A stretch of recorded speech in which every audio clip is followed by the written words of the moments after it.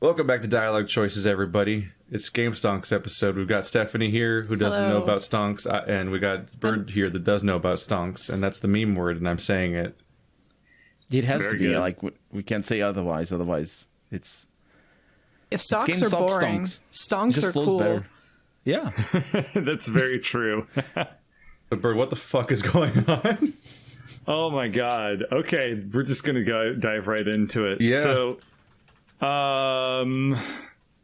there's a subreddit called WallStreetBets, and as far as I don't know what the hell it is. I've been following it for years. I've met people on it. I've posted on it. I've talked to people about it. I can't really figure out what the hell it is, but basically, it's just a bunch of people that it's like a meme / shit posting board for people that invest in the stock market. Now, what they often do is very, very risky, very bad investment strategies. So there's something called a call option, which I won't go into much detail about it. But basically what it is you're saying, I will buy this stock at a certain price 3 weeks from now.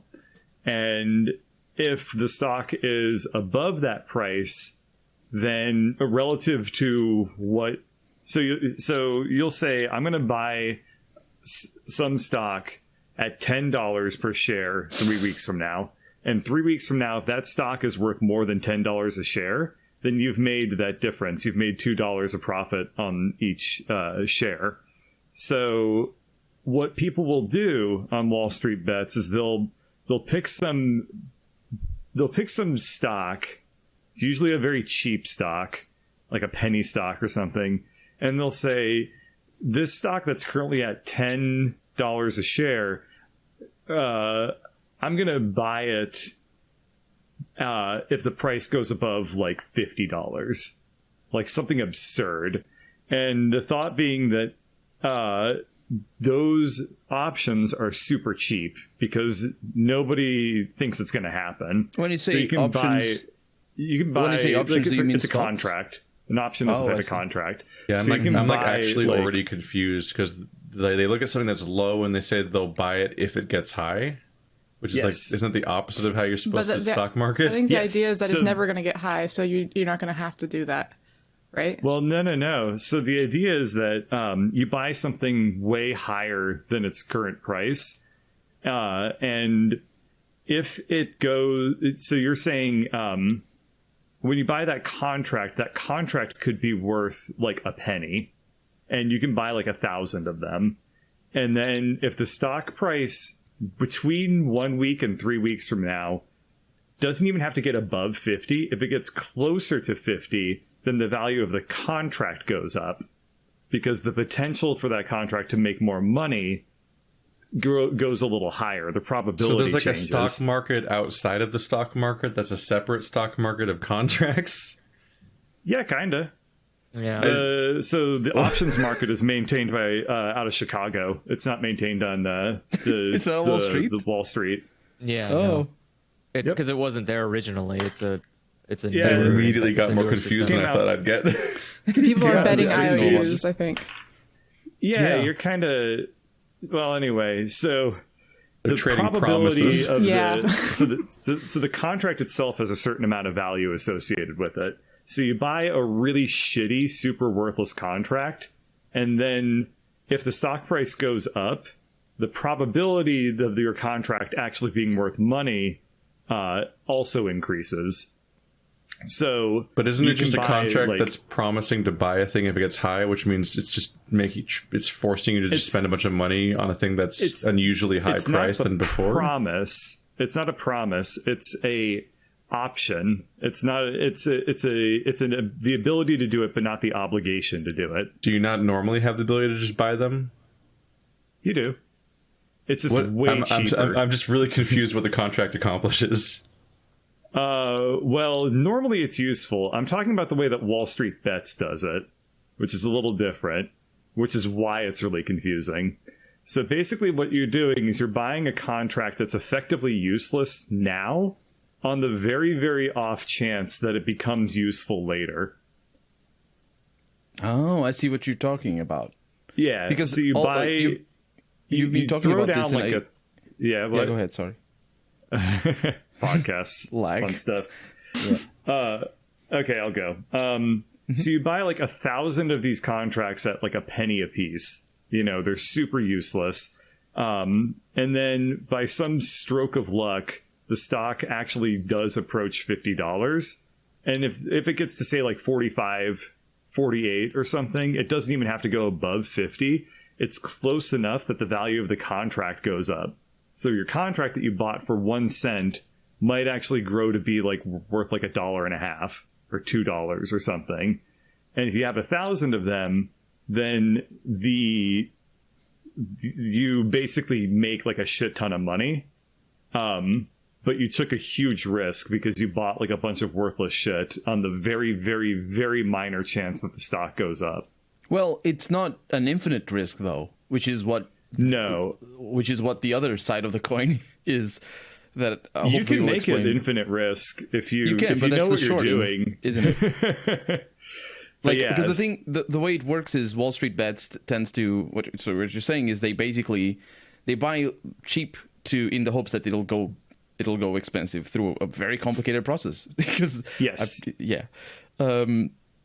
But what happened this week is sort of the opposite, or rather, what happened this week is what happened all week since then, since forever, because people have been shorting stocks, hedge funds specifically, as far as I understand it. Yeah. So do contracts come into play at all in what happened? Because I don't understand them. Do options come into play? Yeah. Did those matter Yeah. for the GameStop thing? Because I don't they do. really get what they are. Well, I think it's how. I think it's what happened. Isn't it like the sheer number of people who ended up buying the cheap options are what inflated the price of the options to begin I with? thought they were just buying stock. Yes. Well, they were doing both. So the Wall Street Bet people were buying the stock. The hedge funds had bought the shorts. So they made the contract saying like, GameStop's worthless. It's going to be worthless forever. It will never not be worthless.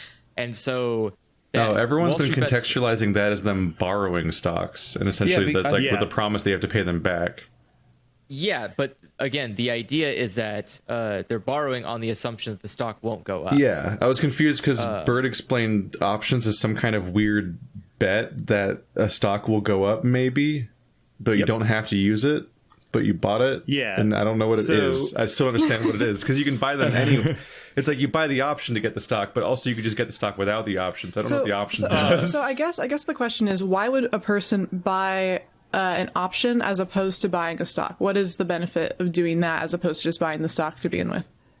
So buying an option is generally a lot cheaper than buying the stock because there's no guarantee that the contract is going to actually be good in the end. And is it? But what is the option? Well, what does it do? I think it's a contract. The people who are for what? The people who are selling the options are trying to make like a quick buck off of something that they think is not going to ever be worth anything, right? Because they're like, well, I might as well just sell this for a penny because this stock will never be worth anything, but I can get a bunch of people to buy it by making it cheaper and making it an option as opposed to just having the price of the stock be the price of the stock. Is that right? Precisely. Okay, cool. And Get with it, because Keith. of that, That's the fortunate thing is I was fixated on Bird, so I missed the first half of everything you said, and I'm like, oh fuck, I don't know where she went. Apparently, it's the perfect explanation. I'm a genius. I was like, fuck. Yeah, it's so complicated because there's also the other person on the end of an option. So when you buy an option, you're buying it from like another person who is betting usually that the contract is going to be worthless. So you buy 1,000 contracts from somebody else who's willing to sell them, and the person who's selling them is usually like, yeah, I can make like $100 or whatever. That's basically guaranteed money. If you buy a stock that's if you buy an option that's 99% likely to never work out, then from the seller's perspective, it's like, hey, 99% of the time, I'm going to make like a profit off of just selling this to some like gambler on Reddit. Yeah. I guess that's why. Sorry, go ahead. Oh, no, I'm sorry. You go first. I was going to just contextualize it because it feels to me that the reason it's cheaper is because it is a riskier contract than just buying stock. Yeah, because it can buying stock is just you own the stock at the end. And if the options don't work out, you are left with nothing, basically. Yes. Okay, so you're just spending money to have a chance at winning. That's Can I propose a metaphor? Can we just abolish the stock market? Or that. What is it even accomplishing? It inflates our economy's worth. So which is all made up too. It's like 17 layers of artifice. Well, it has to be because otherwise there would be a lot of problems. Economy has to exist on a really big level of trust. Because all of our pretend money goes to the pretend money jungle gym, and they all play with each other, and then that makes Twitter worth something, even though it doesn't have monetization or something. I do like all the memes about money not being real. Like, we can't let them know that money isn't real. I mean, yeah, that's the thing is it's all backed by a country's trust, and every country trusts each other to an extent that they say yeah, I guess your money is that valuable or that worthwhile. But you can also super cheat the system at the expense of your own people, which is what Germany did post World War II. Is they're haha, suckers, we're gonna make our money so worthless we can pay back all our debts real quick. And it's Italy did the same, and I think Portugal for a while. Yeah. So and I think China is doing something like that as well, right now. Oh yeah, they've been manipulating their currency for decades. But that's the thing is Keith, it is just fake. It is just made up, and we all just kind of agree that it has this value because otherwise there is no economy. Nobody has an economy. It's just people weirdly handing each other dead trees for no fucking reason. I don't think that's true. The reason here you go. I just always compare economies to German board games. What? Yeah, what? German board game. Yeah, They're fake. The German style of board games are the ones that always have convoluted point systems where you're trying to win victory points via all these different economies and interactions. It's a really specific style. You want to...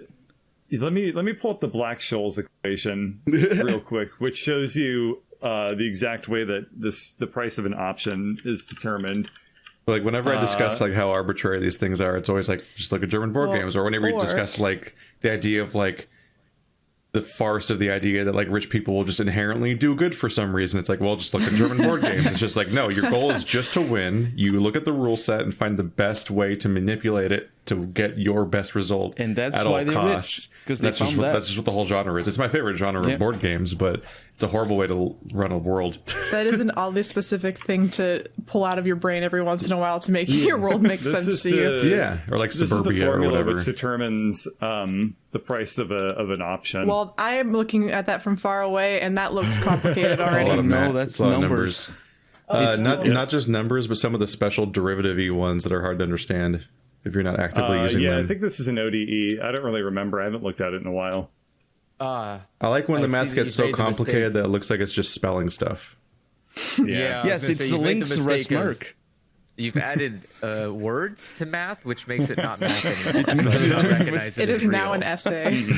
Yeah, you have now written something poorly. Yeah, they write science papers about that. All right. And they probably do, actually. Economics is really complicated. Shall we get back to talking about game stonks?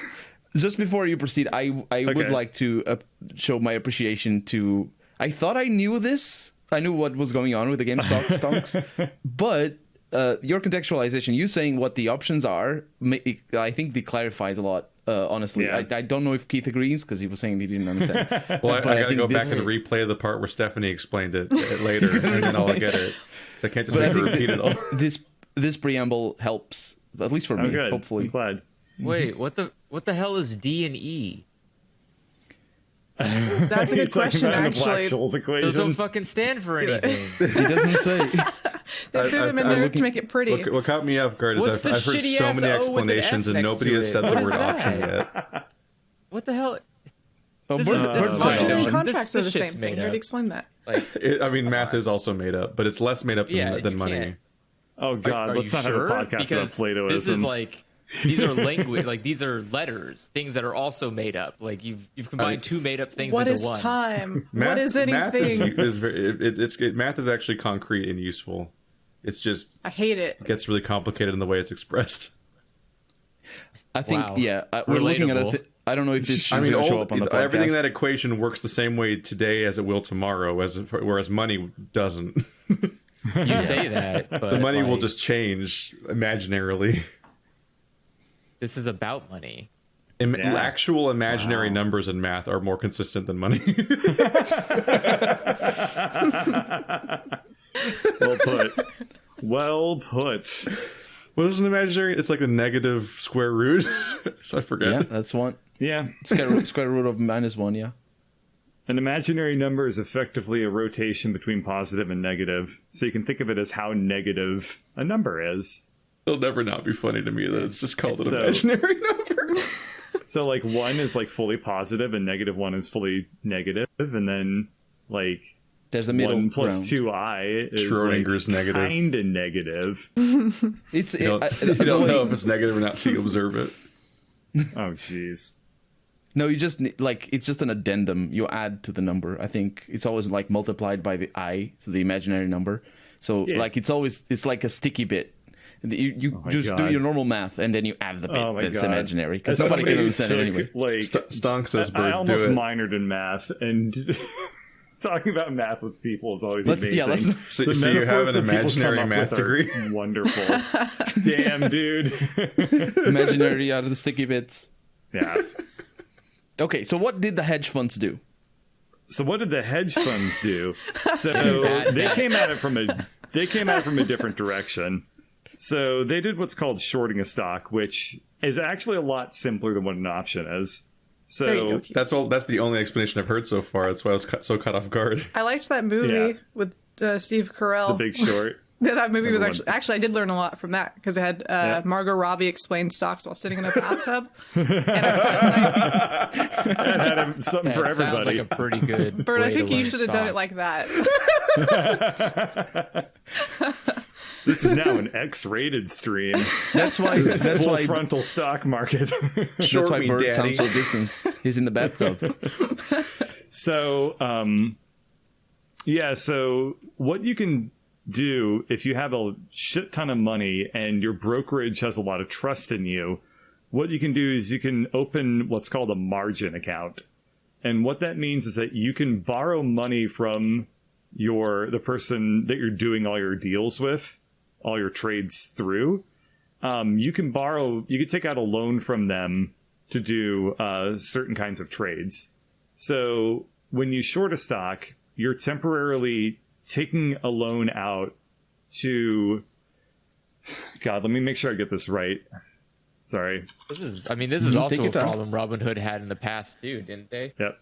Did they recently just overcome like this problem of there was an exploit? Okay. So what you do is you borrow shares that you don't own, and then sell them to another investor. So you're basically selling the shares you don't own. And you do that by way of taking out margin with your broker. Mm-hmm. So you're basically your broker will buy the shares on your behalf through a loan, and then you turn around and sell it. And if the stock price goes down, you've made money because you kind of done the opposite of buying the stock. It's important to note that you're then forced to buy the stock back because you need to give them back to the people you borrowed. Yeah, because you owe the stock. Yeah, sort of. It works like any other goods, but it's like borrowing a football from your friend and then selling it, and then later on you buy it again for cheaper, and then you give it back to the friend. Yes, that's exactly it. It's like going to the casino and then your friend lending you $10, and then you use that money to bet, and then whatever profits you make, you get to keep. But you have to give your friend back his $10, right? Yeah, but scarier because the $10 is pretty stable. It's actually a lot in the short term, at least. So, but if you buy a stock, it might be like a different product by the time you're done. Yeah, because this is the opposite. That's the thing. Is it like so? Go ahead. No, go ahead. Okay. What I mean to say is that like it's the opposite because where you borrow the $10, what you're buying in the casino, what you're borrowing is the chips themselves. So you don't know how much they're going to cost, and the price is infinite. If it goes up, it can go for billions and billions for a chip. I like the football one more. Yeah. The casino and the what you do chips is you metaphor borrow some gets toilet really paper and you confusing. got to pay them back the toilet paper. But then the pandemic hits and the toilet paper is really, really expensive on Amazon And now. now you're screwed. There you go. That's kind of a good analogy too. Yeah, that's a good one. Yeah, Andrew. I was gonna say, so the thing is basically you like, sorry, I'm trying to remember now what the Stephanie had said she was talking about the casino. Football casino token for toilet paper. Stonks. Yeah, no, I was trying to remember what the analogy was for what's happening. Like the idea was that, on that same vein, the idea was that basically someone had taken like $25 or had borrowed $25, and sorry, you know what? Never mind. I don't know. I cannot remember the middle part of this, which is the most important. My understanding of why Wall Street's bets, not Wall Street itself, the Reddit is mad at these funds is because they specifically will they'll trash a company essentially and harm the company and its employees, because what they'll do is they'll intentionally borrow a bunch of stocks, sell them en masse, and whenever you buy a stock, the stock value goes up. Whenever you sell a stock, the stock value goes down. I assume by a little bit, but if you do it in mass, then you tank the market for that particular stock, which harms the company. And then since the price is so much lower, you then buy back your borrowed stocks at the lowered price, and then you make the profit of the entire in between of how much it dropped in the meantime. And so you're just profiting off of actively harming companies and just contributing nothing to the world. Yes. Yeah. Exactly. So and that's why this is much more common with cheaper stocks. Like GameStop, I think when did that happen? When it was like $4 a share? It was cheap. No, it was $5. $5? Yeah. Mm-hmm.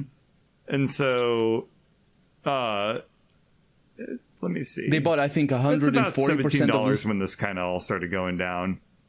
Was it? Maybe not even that. I thought it was 4. Okay. I saw somewhere 4 or 7. It was like the $10-11 range. Yeah.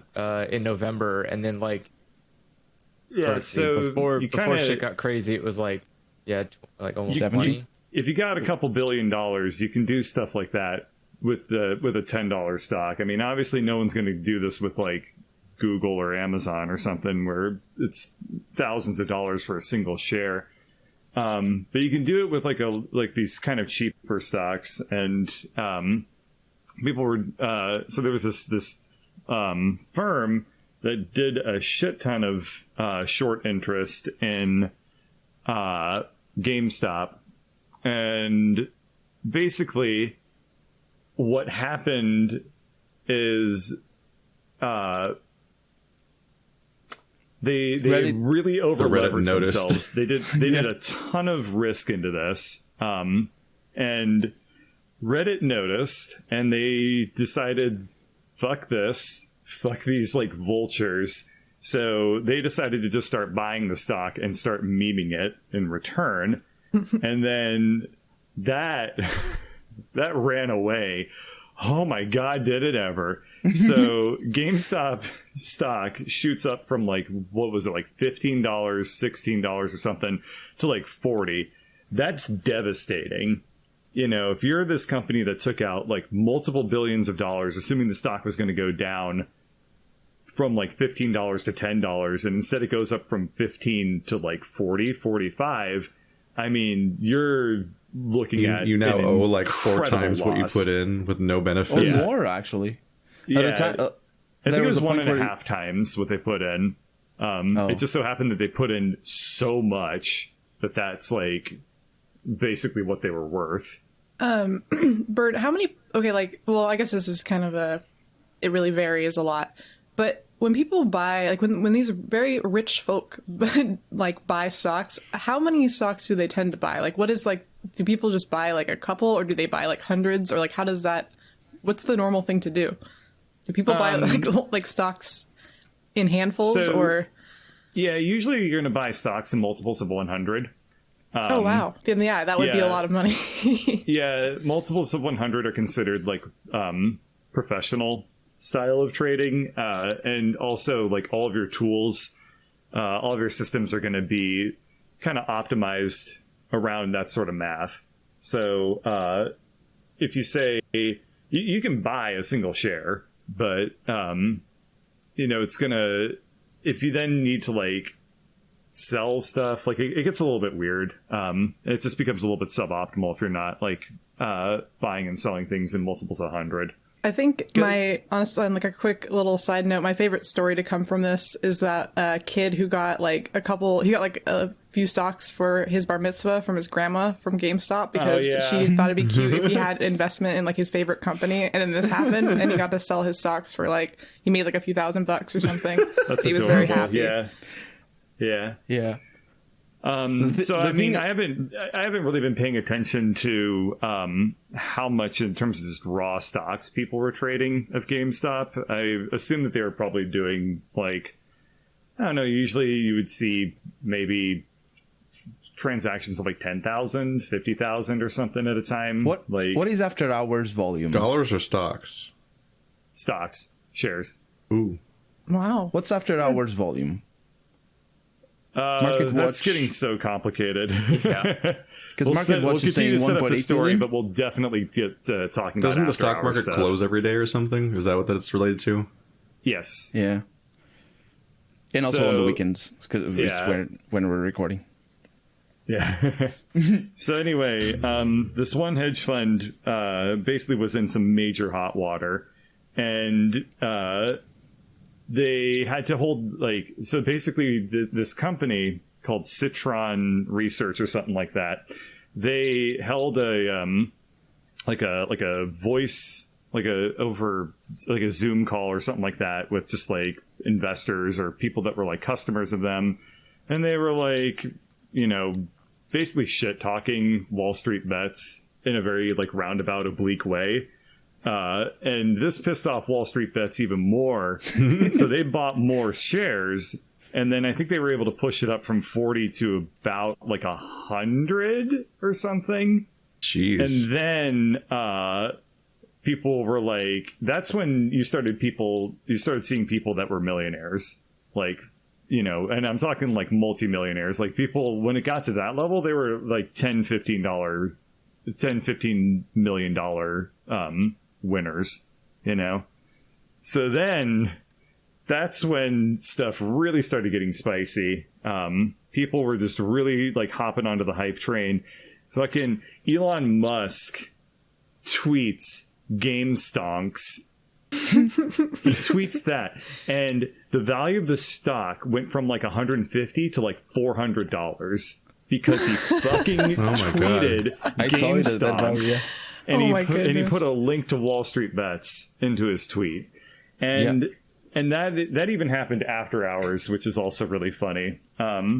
So I guess the way that an after hours trade works is that you can basically promise to you can buy a contract where you're promising to somebody, I will buy this many shares when the stock market opens up, and that way you can trade basically like 24/7, but there is a lot less people trading at that time. Because the contracts are a lot more expensive. You're like pre-ordering your trades for later. Yeah, basically, that's a perfectly fine way to think about it. So people will do that, and then so what Elon Musk did is he tweeted about it in after hours. So the stock rose to like 400 or 500 points during after hours, which is insane because like that level of movement is absurd. It's like I've never heard of anything like that happening. Yeah, I don't think this sort of phenomenon could have happened before the age of the internet. Yeah, or the internet as it is today, anyway. Along the way, the original hedge fund company that took out all these short positions had to scramble to get like $2 or $3 billion of loans to cover their asses. Like it was the time limit really, ran out really for the stocks being loaned out, so they had to pay them back. No, and so they're there's like no time limit involved in this, and that's where shit's gone really wrong for people. Yeah, because you only have to pay back your shorts if you wind up in a position where your loan to your brokerage gets too risky for them to be comfortable with giving it to you.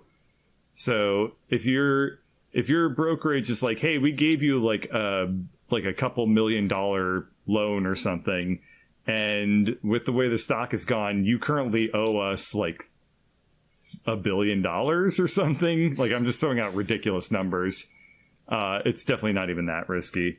Like, so did their broker come after them? No, their broker was probably going to, but then they got bailed out by other hedge funds. So then they were able to stay afloat with like a loan from a different company. It's so nice of the hedge funds to look out for the little man. They basically just got a payday loan from another hedge fund to like get them through this. Oh, they are way better at class solidarity. That's the word. I could pronounce it.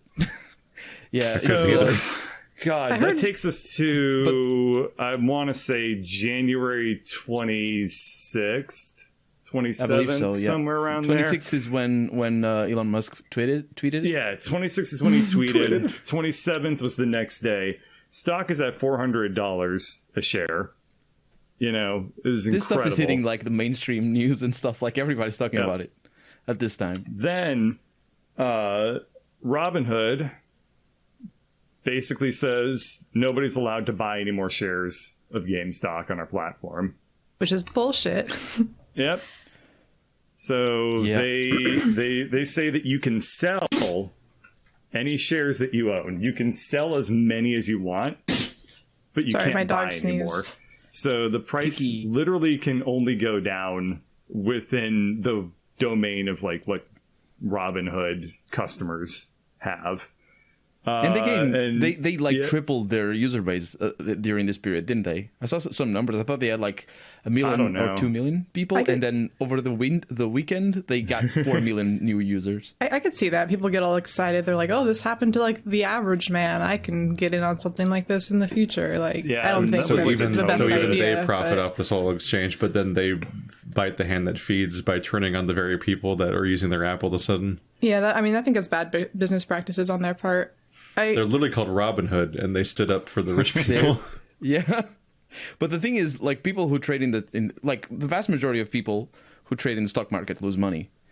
It's just a machine to funnel money towards hedge funds that fund other things and towards. The stock market isn't for you. That's not why it exists. If you didn't think the stock market was rigged as shit before, you're not paying attention. Like, if you come out of this thinking that the stock market has any shred of fairness towards you as like an individual investor, then you got to be so delusional.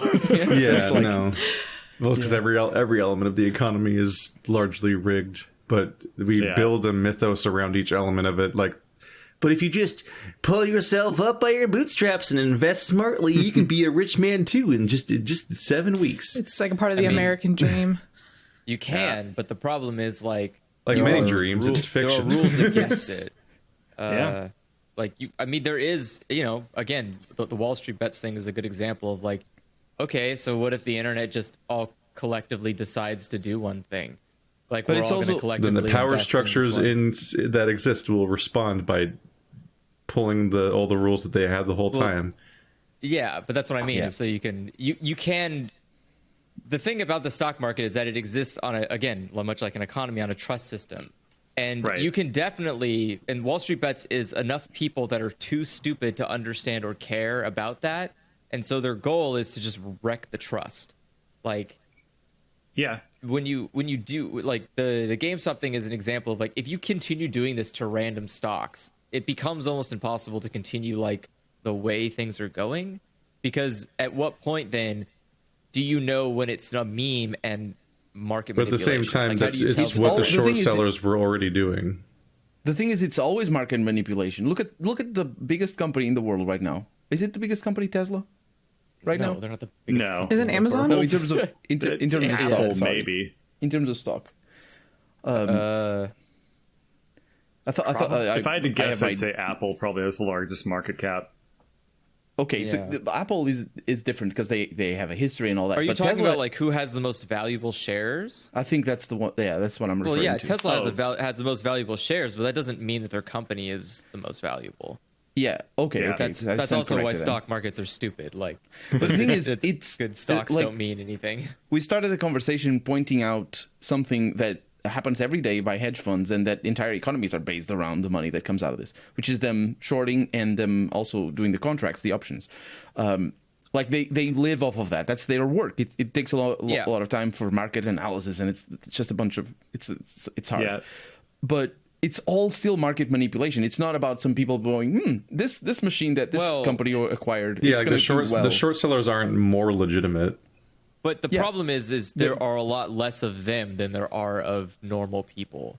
So the idea is that, again, like WallStreetBets is 8 million people on that subreddit alone. If you got 8 million people to invest in one stock, you would cause issues. Whereas a hedge fund, they're like small groups of people. This isn't like hundreds of this isn't millions of people hordes out of here. money. They can't rock the boat. What you're saying is that the game is rigged, but as long as you don't rock the boat, everything is fine. Well, but that's the thing. It's play it cool, game, dude. That's it. I think the problem here is that it's not a game. It's not a game. It's just a different way to change hands with money. That's all. I feel a whole lot better about 8 million people making less money than 15 people making all the money. That's also true. Sure. But the thing is like that again. The rules are built around the idea that these small amount of people are doing the thing. Like, it's not built with the intention of. Well, they found their sweet little niche to just leech money forever by gaming the system, and they're like, "How dare you notice this and rock the boat?" It's like the people. It's like the people throw the game board. Do you know people who play poker online? I don't know if they still do it, but a few years back it was like all the rage. People would just learn how to, play poker online, multiple boards at the same time, and just get their living off of that. Yeah, I've known people who've done that. Yeah, and that takes work, it takes skill, it takes patience and all that. And it's still a game. It's still just, sort of machine learning. Yeah, but in this, the myth of the people who have the money, they get the profit because they take the risk. They don't take the risk. They know exactly how risky it is, unless somebody deliberately goes against them. And in this case, it's 8 million people going against them. They stand no risk of losing. And I guess another thing to add a little bit of context here is that within the greater world of stock trading, this whole thing was kind of a sideshow. Like, I mean, even as huge and monumental as you may think this event was, it kind of its hugeness just came from the number of people involved in it, really, as opposed to its economic kind of impact. More novelty rather than anything else. Like, I'm sure, like, if you go to like a professional brokerage that isn't one of these like small kind of sketchy hedge funds that's like shorting stocks, but like a very traditional, like, I don't know, somebody working at like Fidelity or Goldman Sachs or something, I'm sure they were probably just like, that's funny. And then it's like some dolphins to, like, fighting a shark in the middle of an ocean that's full of like Lovecraftian leviathans. So they kind of, it's not. And that battle's happening while you're sitting in your home, like miles and miles away from that ocean, having no visibility to it, and people are just telling you about it, and you're like, "Wow, that sounds great." Yeah, it's like an EVE Online fight. Yeah, no one actually plays EVE Online. You just hear about all the stuff that happens in it. Yeah, like Fidelity's so far away from the battlefield that anything that happens on it means nothing to them. They're just like, "Oh, okay, sure, whatever." Like, basically. I guess I don't care what you said. I'm still making money, and I'll continue making money. Like, you can't. Mm-hmm. Yeah, they got too many fingers in too many pies at the same time to lose anything. Well, really. No, they just are. Well, that's the thing. Is like they're beyond. They're higher than the stock market. They're like they're dragons laying on their hordes. Well, sort of, I guess, but it's. I don't know it. Again, it feels really weird because this is a different level of money management than normal. Like, here they come, they're coming. The police. Oh boy. Well, yeah, the metaphor police. It's not labor; it's capital, and exactly. It's so different. It's just it's a completely different way of going about buying and selling things that we are used to. Like, we work, then we take the money and buy the thing that we want with it. Whereas here, you're buying things and then betting on the value of those things you bought, which is not like a normal thing to do with the goods you buy. You don't normally I just remember people compare it to a casino, but it's a lot different than a casino. You go to a casino knowing full well that you are going to lose more money than you gain. You go in there like, I'm throwing money at a thing to get a dumb reward center of my brain light up. That's like the entire purpose of a casino. Some people don't look at it like that. That's how you should look at a casino. That's the healthy way of doing it. That's how you should. Yeah. A casino is no different than like Candy Crush. Chuck E. Cheese. You just go like, wow, ha ha ha ha, I did it. You're paying for entertainment. Yeah, where the stock market is a slot machine is a literal Skinner's box. Yeah, but so like the stock market for people like hedge funds and stuff, it's not a slot machine. It's no different than like a goods and services store. Like, you go in, you like buy the things you need, and then you're going to turn that into more money. You're going to go back and sell that somewhere else and get more money from it. But like, yeah, you don't go in with the intention of like, I'm spinning a roulette wheel, I hope it works out. Like, these are all like really safe bets you're making. You have calculated risks. Like, you can see, that's why when you go to a stock thing, it tells you like, how long has the stock been going, for a year or 3 years or whatever, because you take all this data and number set and you make it the most boring calculated decisions, and then you turn that into profit. And a lot of these are like really big professional companies, like say even Fidelity, like they're going to have streams of revenue, like, you know what I was saying earlier, where the people that were shorting it were taking out a loan from their brokerage.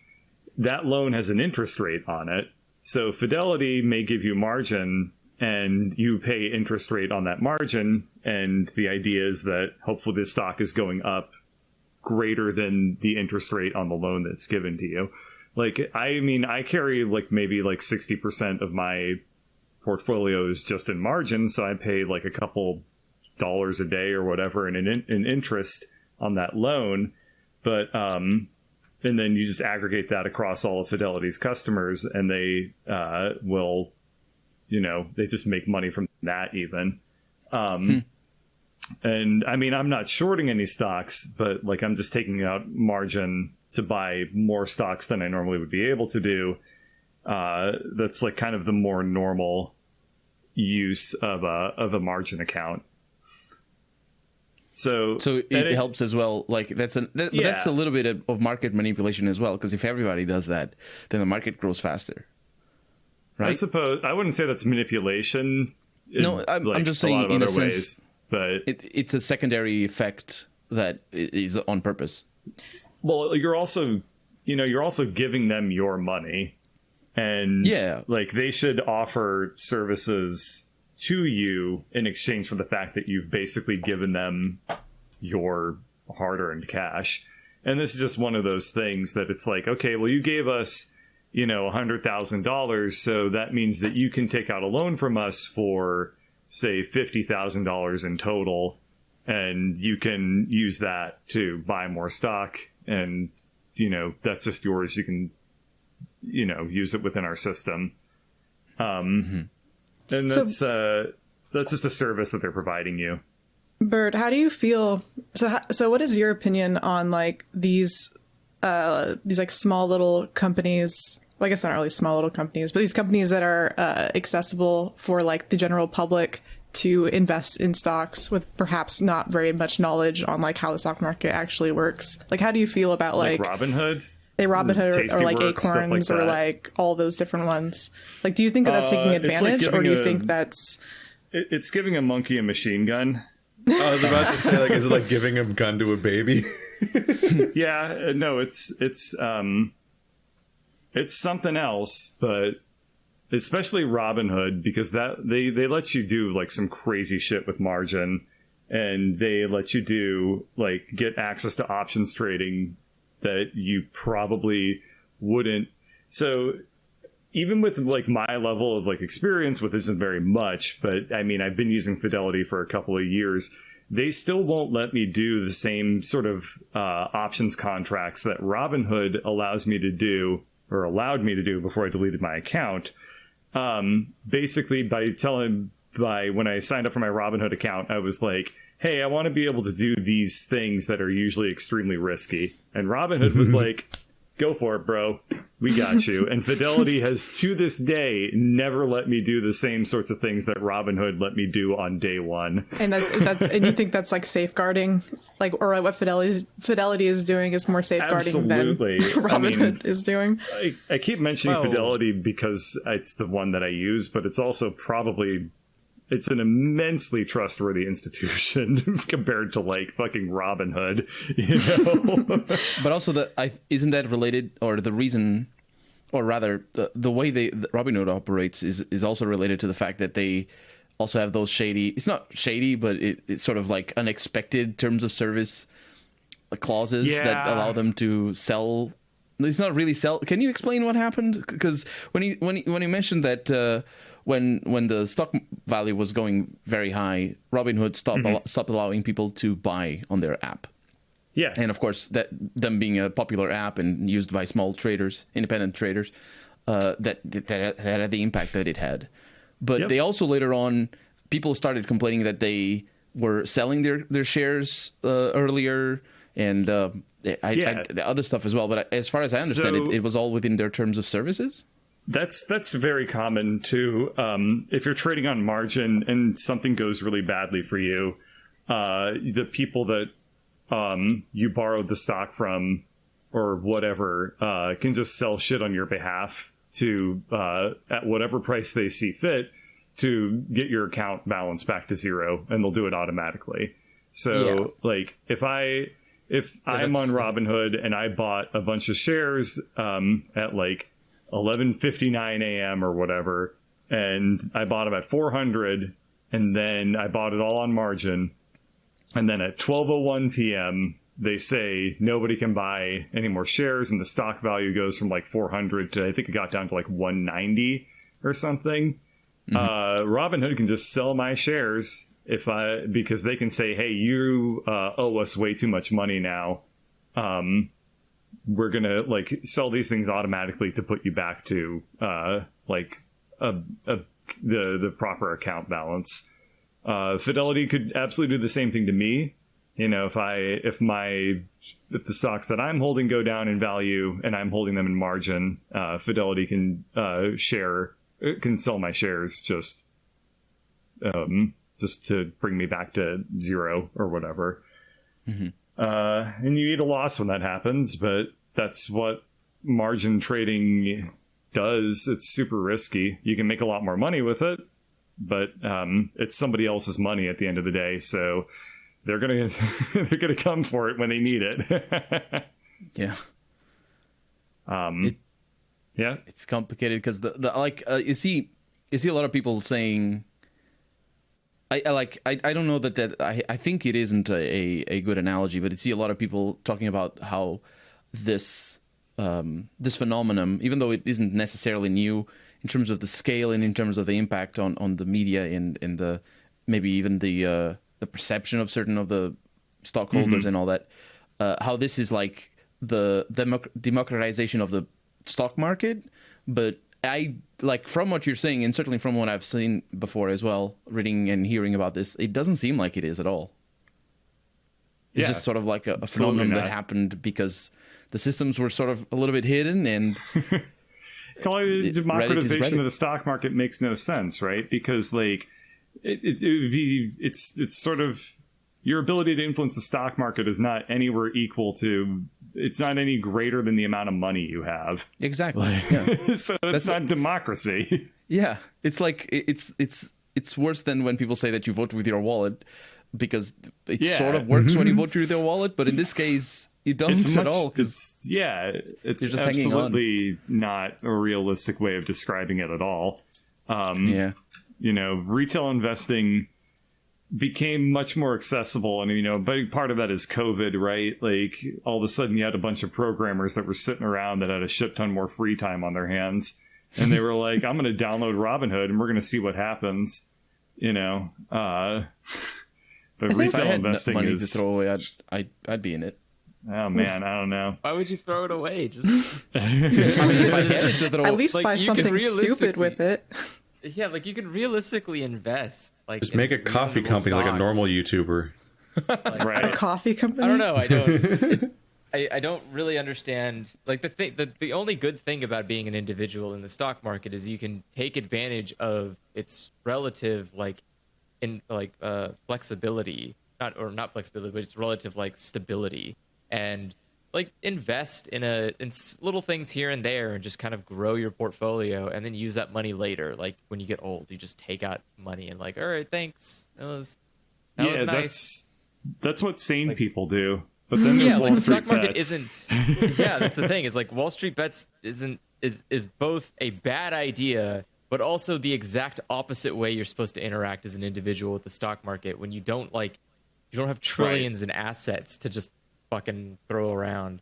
And like I again, like, you know, if a lot of people invested in one stock, you could see interesting growth in certain ways, but honestly, just take the opportunity you have and just like invest smartly. Just put things. It's also why the democratization part is so untrue, is because you just know the average person on Wall Street Bets that actually does any of these noticeable things is very wealthy already. Yeah, I mean, like no one like bats an eye at the idea that a lot of these people who are like, I'm losing millions of dollars. It's like they could do that. They could just lose millions of dollars. Like, is that not insane to you? Or like, why are you following this? This is I described Wall Street Bets to somebody recently as like, it feels like there's two kinds of people. It's either people that are like already really wealthy and like just totally able to make these ludicrous bets, and people who are extremely not in that position that have a huge chip on their shoulder, who are just like, I'm gonna like stick it to the system, and my praxis is to like try and fuck over hedge funds. And then a lot of bystanders. And a lot of bystanders that are there for the memes. And I also described it to somebody else as, it's like Wall Street Bets is it's almost like an inadvertent Ponzi scheme.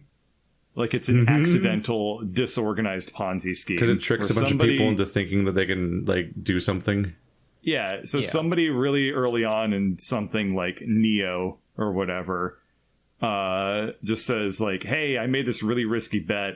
Look at the $2 million I made. And then everyone else all of a sudden starts flowing in. And then you got other people that are like, oh shit, this worked. I made like $10,000. And then somebody else is like, I made like $3,000.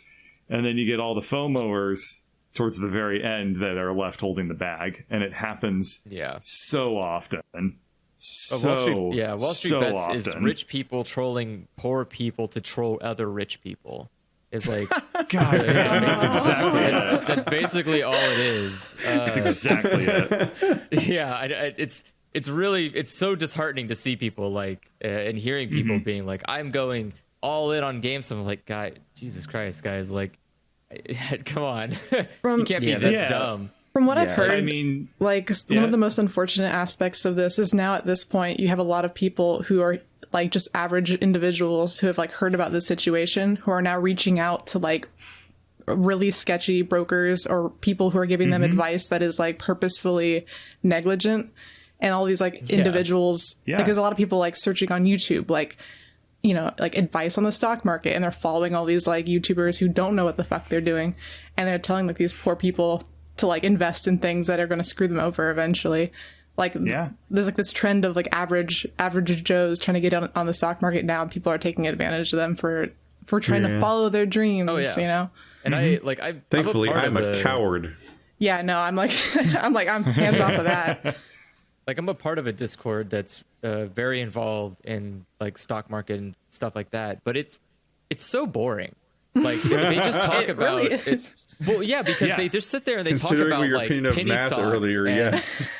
Well, but I also mean like when you listen to people that are really into stocks talk about stocks, it's not interesting like big bets or crazy wins. It's like, hey, look, guys, this fucking penny stock's going to be going up pretty crazy. I'm going to like buy a bunch of shares on it and sell it back for like and get like $5 from it. And you're like, what the hell, dude? That sounds boring as shit. That sounds literally less pay than the labor's worth. But the thing is like, you know, but they're doing that over like hundreds and thousands of penny stocks. But like, again, it's really boring tedium work, because that's what it is. It's just people sitting there doing something really boring for 8 hours. And if you think it's not boring, cool, there you go. Now you're a day trader. Like, it's so boring. Yeah, I've done it's like the sad little version that I did, where I was trying to figure out how to make money in World of Warcraft without working. So I was trying to figure out like what raw materials I could buy from the auction house to then craft into things that were worth more than the sum of their parts, and then sell those back. And so I would just literally just be standing between the auction house and the mailbox and never actually going out to gather things or anything, which, like, fucking back in like 2008, easiest shit in the world. I was a jewel crafter. I bought gems. I cut them into the finished versions of the gems and then just put them back in the auction house for double the price. And I wasn't doing anything really. And I would just make a ton of money. Nowadays, it's fucking hard. And I've lost so much money. I make every wrong bet and it doesn't work out. It's incredibly difficult to try to figure out how to make money at the beginning of an expansion. It's so frustrating. But do you think it's Blizzard doing it on purpose to make it difficult, or is it just a function of them? In some ways, yes. They have. Otherwise, the in-game economy spins out of control and it becomes just a broken-ass game. The answer is yes and no, basically. Because on one hand, the economy's fucked up, in part because some people use their massive amounts of money they've already had from all this the amount of time they played the game to power level their alts on their professions. So they just buy the raw materials to level the alt from level 1 to 100 or whatever in the profession. And so that means the materials all the cost of all the materials gets inflated, and so they're all more expensive than the final products. So it's basically cheaper. You basically make more money selling materials than you do making anything, which is frustrating. But there's also an aspect where they added arboreal shards and other things like that, where it's a relatively expensive item you have to buy from a vendor as a material to craft things. So certain things you craft can't be made entirely by stuff you gather. You have to buy things to craft them, which means that if you just buy stuff from the auction house, you still have to buy these things from the vendor in addition to the stuff from the auction house, which is, I think it's supposed to be meant to artificially inflate the value of crafted things. But what the biggest effect it has is it makes it really hard to do the math for what price the materials need to be for you to buy them to then make a profit, because you have to calculate additional costs outside of that you get from vendors in the game, which are static prices, and it gets to be a lot. I've literally been making more money from like grinding daily quests than I have been from professions, and it's really fucking pissing me off. I'm having a bad time in WoW. This is why a lot of companies have a whole finance department. So people just crunch these numbers for them, and then they make the decisions based on those number crunches. So, I remember what you were saying, Stephanie, also kind of reminds me of where I saw, like, how this impacted regular folks, like, just from my perspective. So when my parents texted me saying, like, what's going on with GameStop? Can you explain it? I was like, that was Harbinger number one. Yeah, because you knew it is it too late? They were like, I was like, is it too late? And I was like, yes. So when I said that GameStop I don't even remember when that was, but I think GameStop was around like 250 at that point. Ooh, that was way and I too was late. like, yeah, don't do it. GameStop, I love those moments where parents link to their own kids to ask them about stuff. Yeah. GameStop rose to maybe like 320, 330, and I was like, they're probably mad at me. And then it crashed down to like 150 or like 100, and I was like, I was right.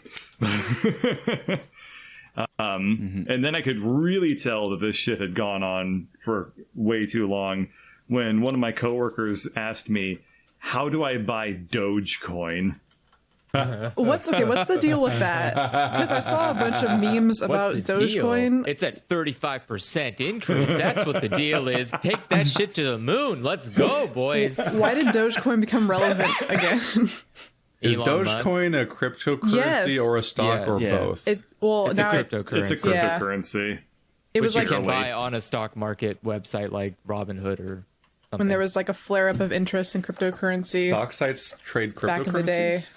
Yes. No. Some do. But why what? Yeah, why are people talking about Dogecoin? I don't get it. Elon Musk it tweeted came Doge, and then the value of the cryptocurrency went up. Yeah. So why isn't that market manipulation?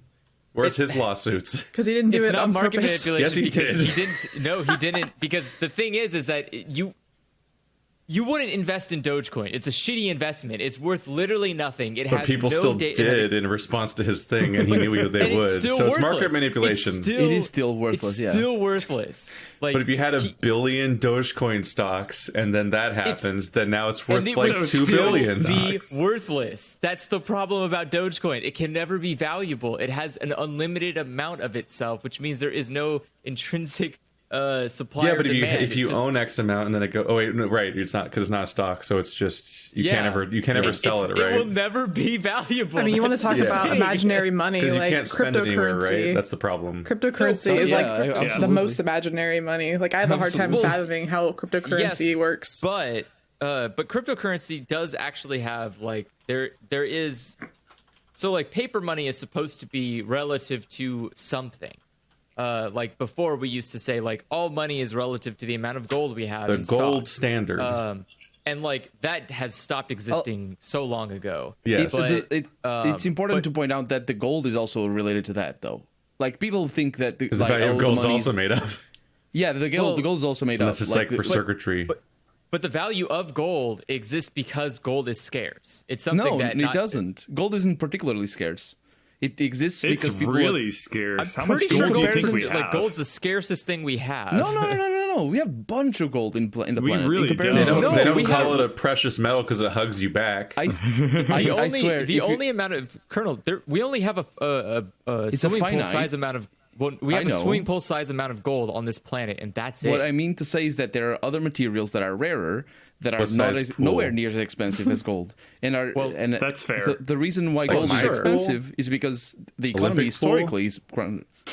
No, I think it's I saw it once. Like we estimate that the accessible gold that we have on the whole planet is around 100,000 tons or something like that. And gold is really heavy, like it's 3 times as heavy as steel. So you can imagine it's not that much. We don't got a lot.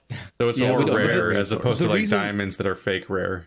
Yeah. Yes. But the gold is also the value of gold is also not related to how rare it is. It's inflated. It's like it is rare, but there's other things that are rarer that are way cheaper, and there's things that vice versa. Sure, and that's kind of why eventually we stopped using the rarest. Helium is fabricated though. Okay, so it's different. How is helium fabricated? We're running out of helium because it doesn't. Because you need to like you don't mine it or anything. You need to.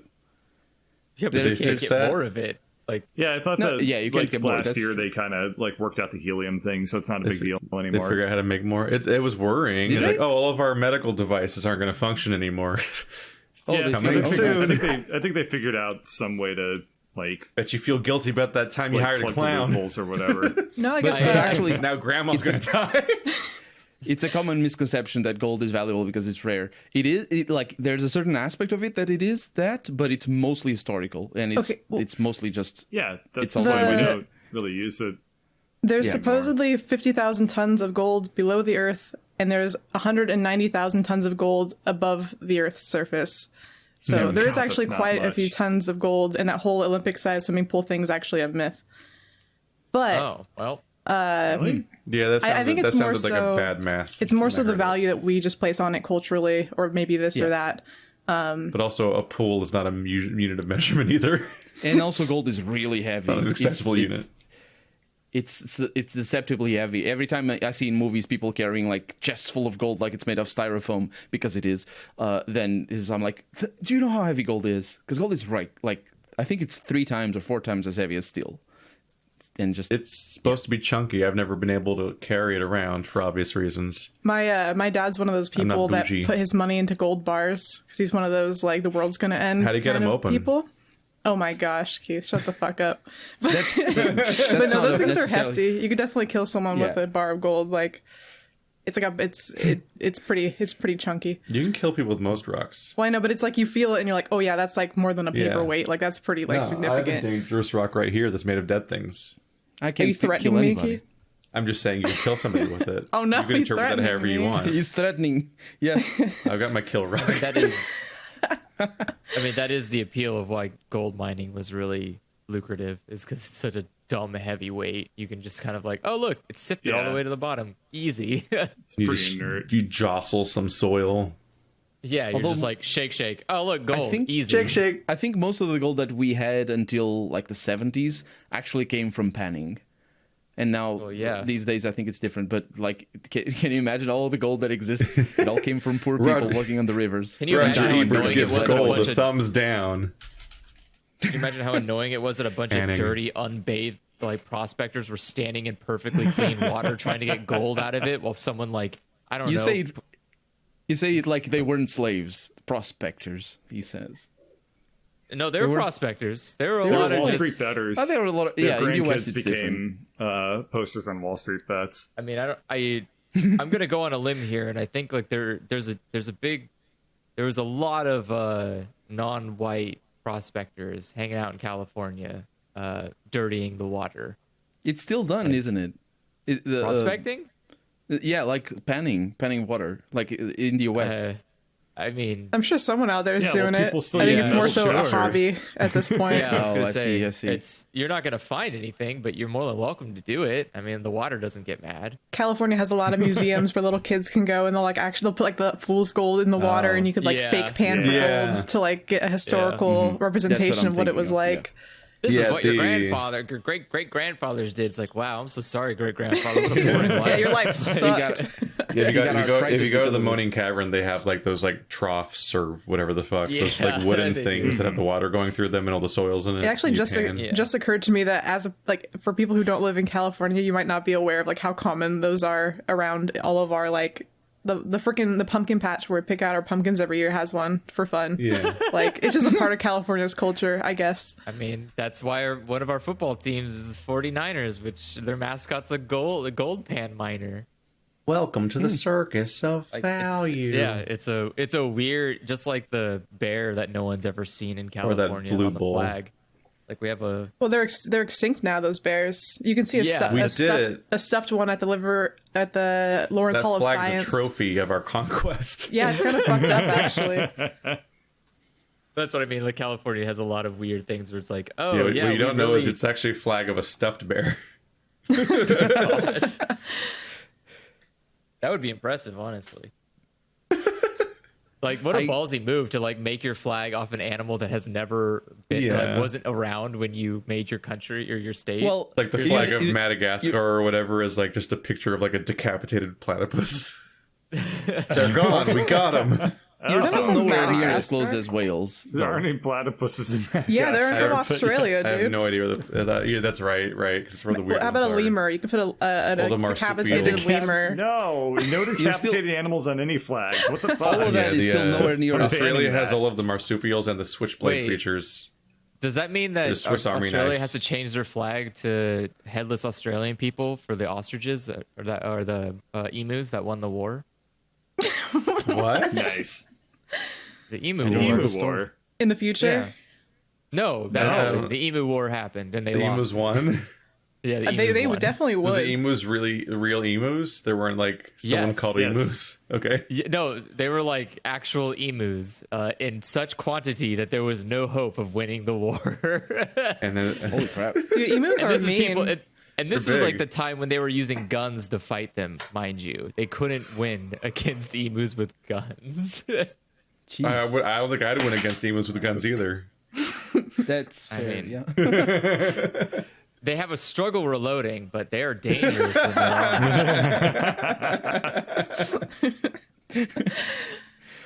I mean, at least you're not as bad. You're not as bad as Wales. They put a dragon up in there, so you can't fool me. You have no dragons in Wales. Damn, Wales. Those countries. Get your shit together. I know that, Keith. Does the Welsh flag have a dragon on it? Is that what you're saying? I think it's one of those weird looking ones. It's like serpentine profile. Oh, that's awesome. They have one of those flags from like the before times. It's like a crest. Actually, the Norman ages. Oh no, it's a way more dragony dragon than I thought it would be. Yeah, it's super dragon. That's gonna be one of those awkward serpentine side profile monstrosities. It's the traditional Norman dragon. You're talking about. You see it in a lot of crests. This one in particular. I appreciate how the whale's dragon is so complicated to draw that none of them look the same. Oh. They didn't have photocopying, so every dragon is drawn completely different. That one looks like just like a dog with a little stub nose. The other one's got like spike noses. The level of dogness versus dragonness varies greatly, actually, from iteration to iteration. What do you prefer? I wonder. I guess I just kind of want to make sure we like tie off the game stunk conversation. Oh yes, because it kind of didn't. I don't know exactly where to end it. I mean, it's still kind of ongoing, but it's definitely limping at this point. Like, the meme kind of moved on, and over the past couple of days... Did they even successfully destroy the company? Well, I don't think that's what they were trying to do. Yeah. Yes, they were. No, they failed. The hedge fund's fine. They were, once Robinhood, like, basically said, nobody's allowed to buy any more of our stock. Or any our stock, any more GameStop, like it just died, and people aren't. They're not doing it anymore. They moved on. It successfully like squashed the entire thing. Whether they intended it to be done or not, I don't know. There's a lot of misinformation. Like it's so fucking sketchy and weird that I don't understand it at all. Paper hands. I saw people. I saw people from Congress and talking about it as if they want to have a hearing about it. I think that they will. I think that the guy, the CEO of Robinhood, is going to be talking to them for the next couple of weeks. Yeah, they want to sue for market manipulation. He's going to get that Zuckerberg sweat going. Were they considering suing for market manipulation? But it's kind of like one of those things where it's like they didn't really do anything wrong, really, I guess. I hope he also looks like a weird alien. In the agreement, they didn't do. Robinhood did nothing outside of their terms of service. That's all in there. But that doesn't mean that the laws can't change. So if the government wants to, but you can't. I mean, they won't, but like we all know. Yeah. It's like when like a classroom gets in trouble and then like they're like, what are you gonna send all of us to the principal's office? But it's like everyone on Reddit, it's like, you're gonna get us all in trouble? Try it. It's like they didn't really do anything wrong. It might be like piracy where they just pick some people to represent publicly in front of everyone. Oh, what will happen to those guys with the names showing up on? Did you see that? Like on CNN and stuff. Like this person with this name. I don't remember the names though. It were like Ladies Man 69, but worse. They would show people individually. They're interviewing people with their faces and everything. It's like, what if they're more at risk now for being pursued? Yeah, I mean, so the dream is over. Honestly, like if you're still holding on to GameStop, like. I don't know what to tell you at this point. Like, hopefully it worked out for you. I mean, if you got in early, you might as well hang on to it. Yeah, right? I guess. But, like, the thought of, like, oh, man, this is going to rally. We're going to, like, squeeze them. Like, it's not going to happen. It can't at this point. People sold it, and it was fine in the end. So, yeah, people were legitimately saying that they thought the GameStop stock was going to go up to like 20,000 or like over $1,000, over $10,000. I'm like, this is from 5. I don't know what would prompt that. Yeah. Like, why would they think that? This seems a little bit outrageous. I mean, there's a lot of bullshit math. I mean, people believed in Cyberpunk 2077. It just happens. How dare they have hopes? I mean, God, it's WallStreetBets, so people are going to come up with like some really, really weird math. You're going to quad witching hours and shit like that. Like they just come up with these crazy things that are like it's like the double diamond fuckery or whatever, and somebody will make a really long post, and it seems super convincing, and it doesn't come true. Except for like the one time that does be like a Matt Pat like, post. Yeah, God. It's like 1 out of every 1,000 of these like rallies or meme stocks ends up taking off, and people forget the 999 failures that led to people getting burnt either a little or a lot. And GameStop is like just the most dramatic version of that, where people at this point, like if you bought in on Wednesday or Tuesday, you made shit tons of money if you sold at the right time. If you bought in on Thursday, you're fucked. And it's not going to change. At the end of the day, it's like all these, like everyone out there who like thinks about investing in stocks who doesn't really know what they're doing. It's like, you have to remember that there's no one out there who really wants to make you rich. Like nobody's really really wants you to succeed. So it's like, take everything with a grain of salt, because people you need to be willing to lose all of the money you put in. People don't care about you or want to make you rich for any particular reason. If anything, they benefit from the opposite a lot of the time. So it's like, especially when just you're be careful. taking advice. But hey, the upside is that if you only do normal stock purchasing and don't do anything weird and complicated, then you can only lose what you put in. And that's more consistent. That's true. Yeah. Well, I mean, because unlike other situations where you get yourself into a weird situation where you owe money on like an insane scale. Like owe infinite money. Yeah. Yeah, or more than you ever even touched in the first place. A good example is take something that you know a lot of really well and try to correlate that with the stock market. If you're really into technology, then try to take that information and knowledge and use it to invest properly in companies that are doing constant releases that will, like, NVIDIA is a good way to make some quick cash every time they release a new RTX series.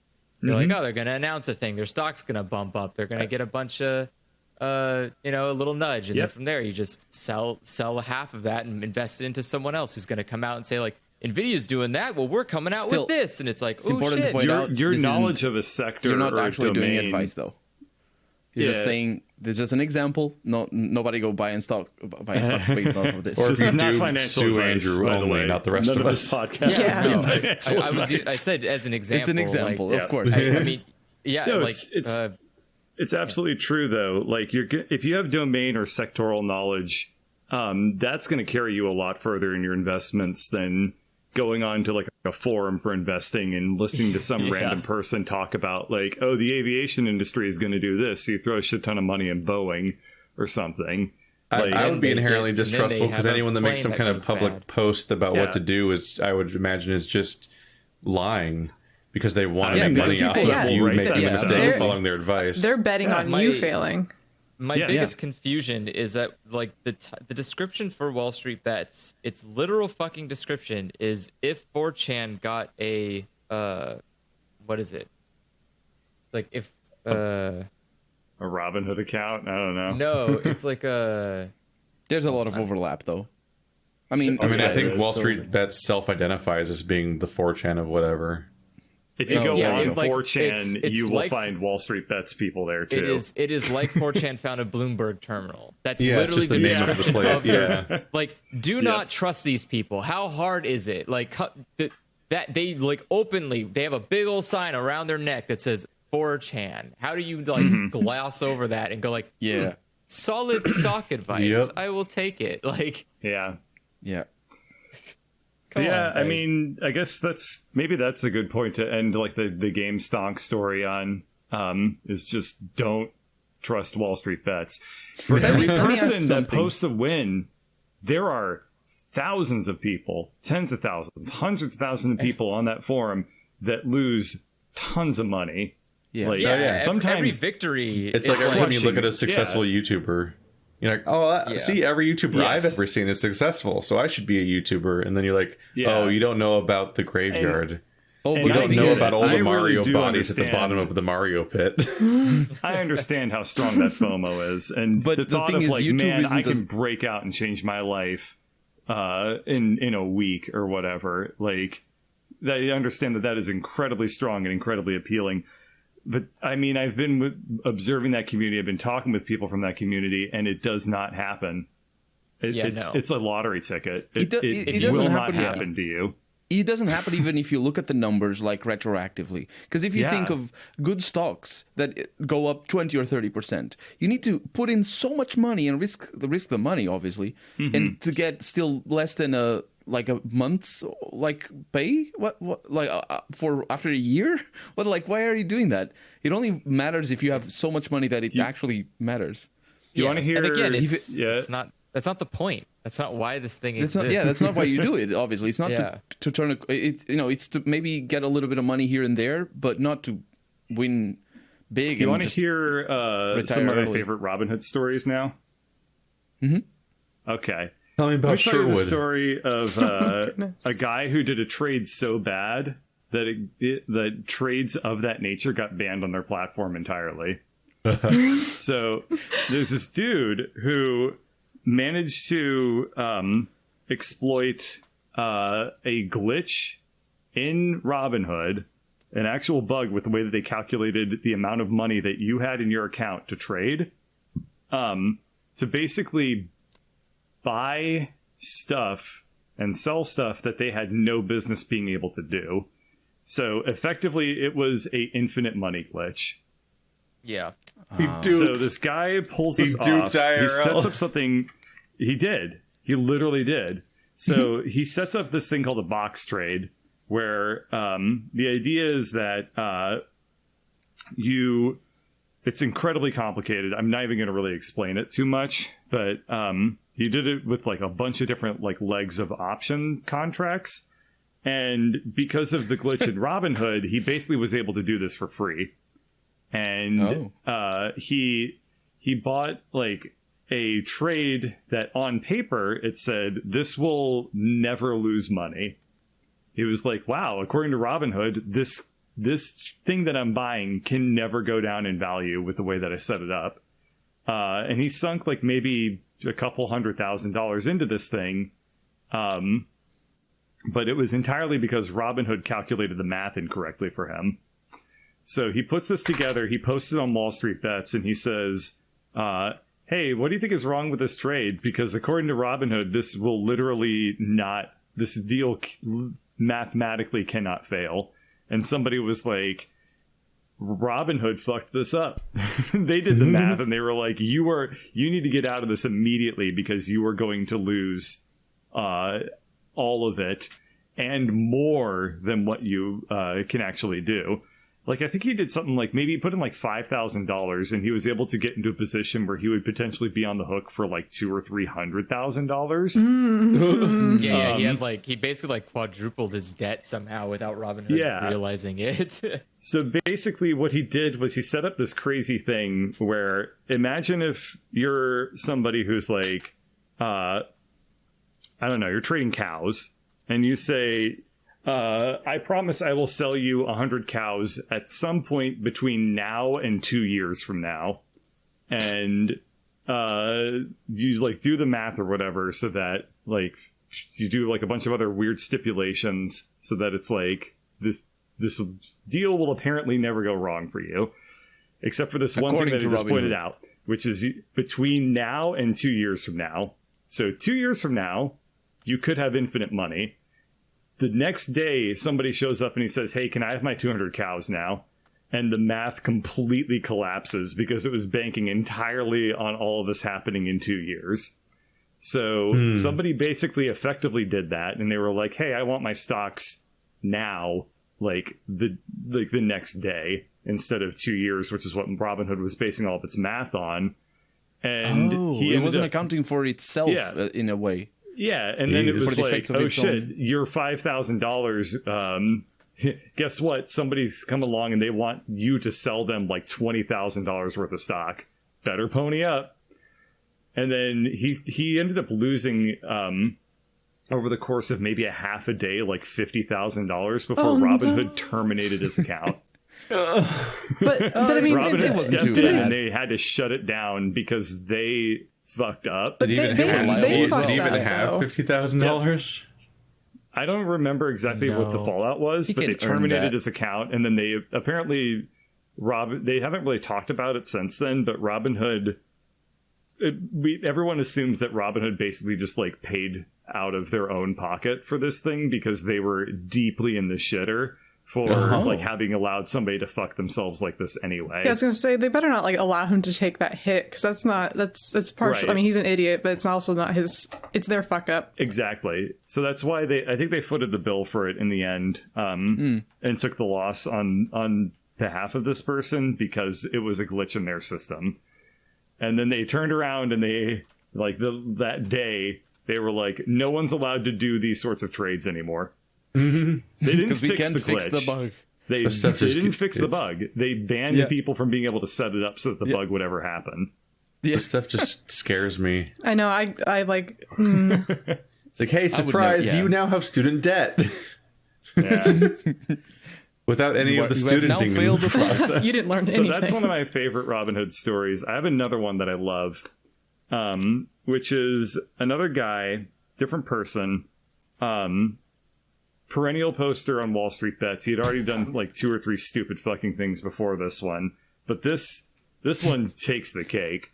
So he basically did this weird little cycle where he opened up a Robinhood account. And Robinhood basically gave him like a instant deposit of $1,000 while he waited for the bank account to clear. And then he used the $1,000 that Robinhood gave him to buy Robinhood Gold, which then basically gave him more money. And he kind of just like went in this weird little circle within Robinhood, using Robinhood's own money to buy Robinhood Gold, which gave him more money to buy Robinhood Gold. And he Robinhood has their own like in-game currency. They might have gotten rid of it. I've never seen it, but apparently at a time there was a time when somebody did this, and he was able to take like a $1,000 deposit and basically get Robinhood to give him $50,000, and not even as a loan, just like, here you go, this is yours, by buying Robinhood Gold with Robinhood's own money.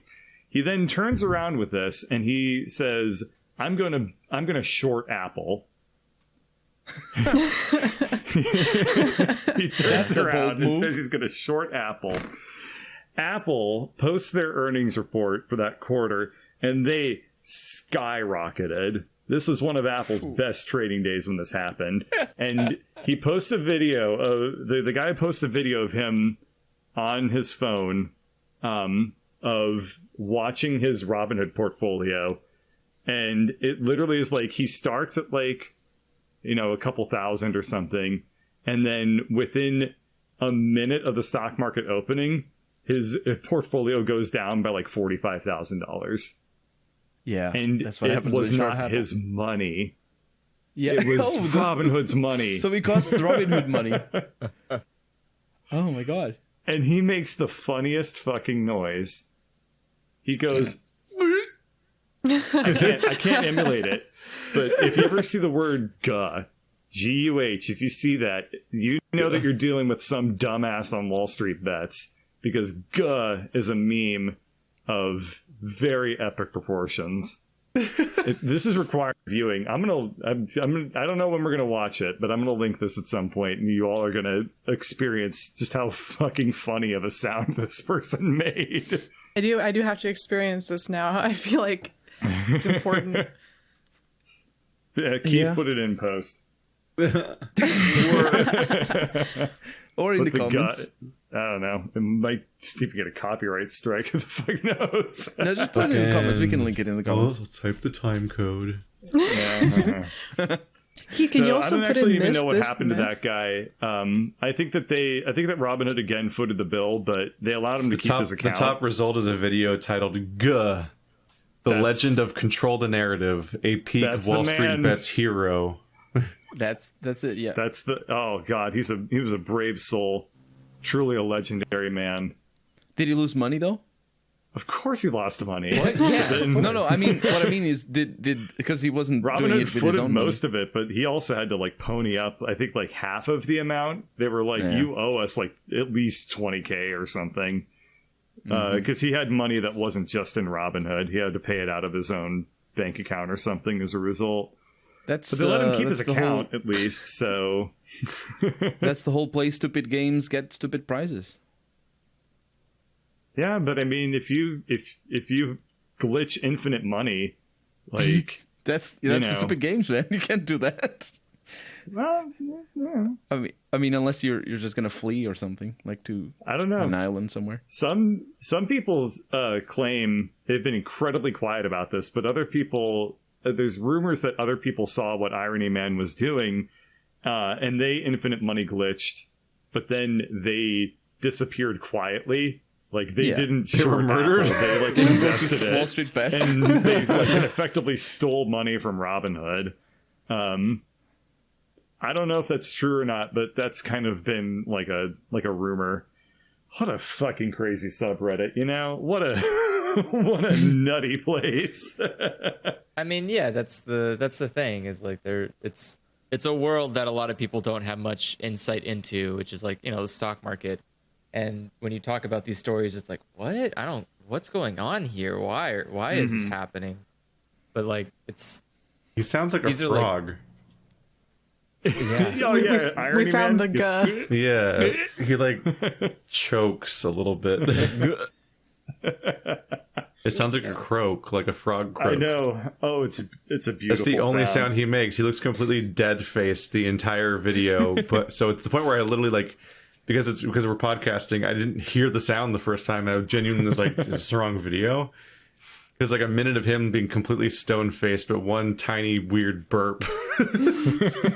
It's such a great video. So yeah, I mean, even I say it. It's so funny. It's an infectious word. I say "guh" whenever anything goes wrong. I'm just like, oh, "Guh." I type it out. It's a beautiful meme. Guh. Guh. I'm surprised that Andrew doesn't have that on his soundboard. The weird croak noise. Yeah, there's not really much reason to. That.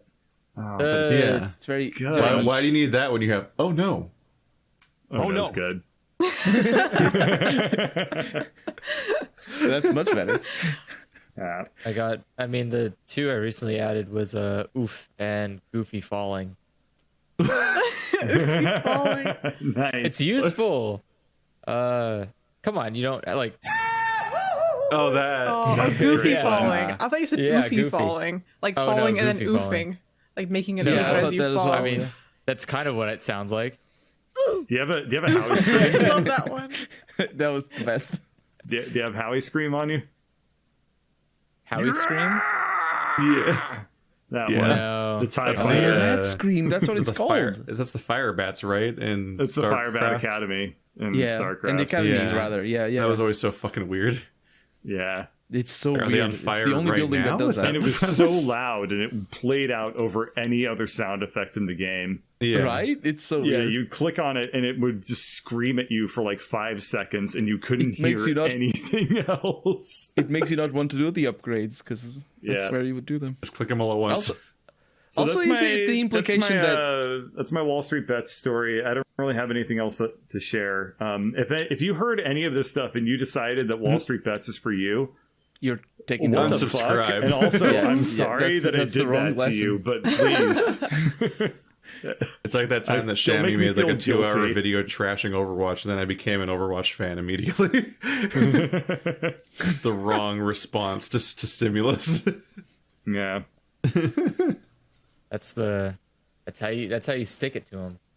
On the other hand, if you want to learn how to get your diamond hands going, which incidentally, if That's you what were me that's where you over the last drew it. week, That was you, wasn't it? You drew that Yes. in Jackbox, and everyone was like, "What the fuck's Diamond Hands?" Yeah, that's a meme. Basically, if you that. bought How the dare stock you. when it Oh, was did too you? high, Oh. yeah. If you buy the stock when it's too high and it starts to crap down in value, you say you have diamond hands because your hands are so hard you're not letting go of the stock, which is a fucking awful idea. Oh You want to tell Yeah, your if it's losses going down, early. yeah. I thought it was a JoJo's thing at first. Yeah, it sounds like diamond hand sounds like a stand. Lazy Diamond.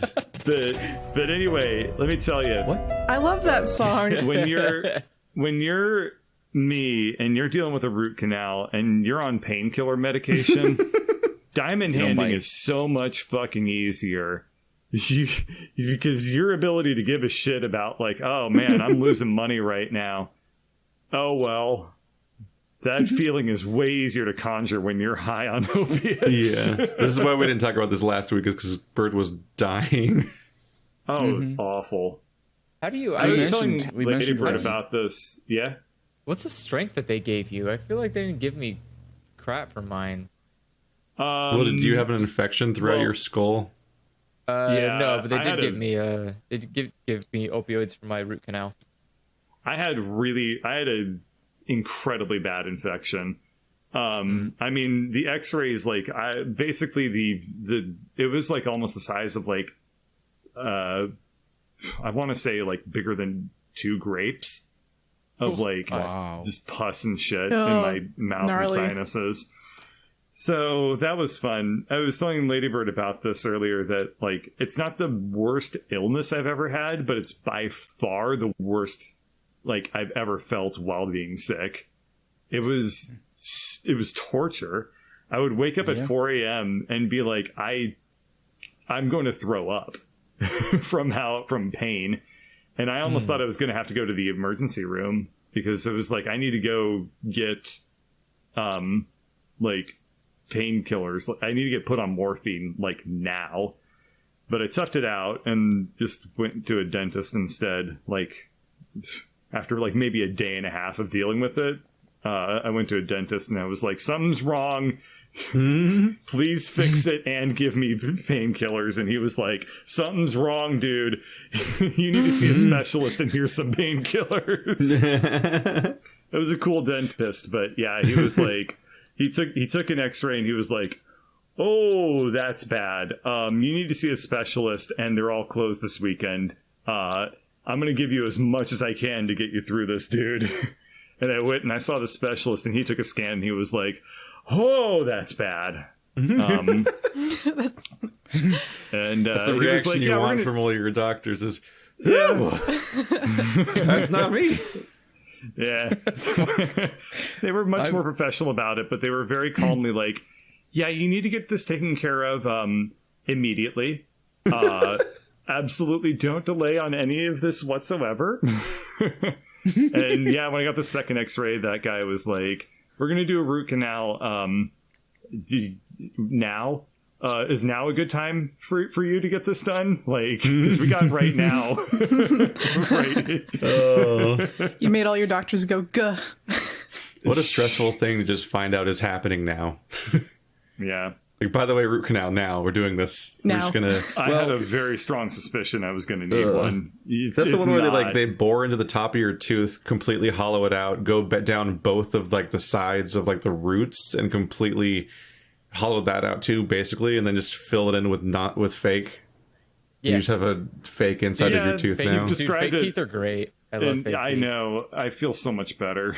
It's so I have 2 now, and they're great. Like, they're my favorite teeth. The rest of my teeth just are just go get the rest of them. Fuck it. I'm tempted to. Just do the full boogie and have a fake everything. If it wasn't so teeth. damn expensive, I would probably just not brush my teeth and hope I can get root canals on all of them. Because they're just like... Dude, they're so expensive, though. Like, I have really good dental insurance, and I was like, fuck me, these are expensive. They are. It's like $3,000 without insurance to get a root canal. And, like, even with my insurance, I still paid like $700. Yeah, I paid like 600 or that's like 700 if I remember. Yeah, it's rough, but again, the value's there, man. They're good. The value's there. They'll last you a lifetime. Unless they die. They will. They will last before. They'll last after I die. Yeah, it'll the last thing they'll left last of you a lifetime or one solid punch. Well, what had happened? No, they can't because they're drilled into my gums. Oh. The rest of my teeth will pop. Yeah, the rest of my teeth will pop the hell out if you punch me. Those teeth, they're there for life. They're horrifying, like teeth facsimiles. Yeah, it's. They also look super scary. Once, like, my company has a client that sells this sort of thing, and they do it for professionals, and they have a lot of pictures of just sort of like cross sections of the root canal, and it's the gnarliest stuff I've ever seen. Every time I go to work on I can't imagine. I saw some kind of animation that expressed it that's burned in my brain. Oh no. Yeah. It is. I can't imagine how painful and awful it must have been to get a root canal done, like even like 10 years ago. Because I swear, for me, this root canal was like a vacation.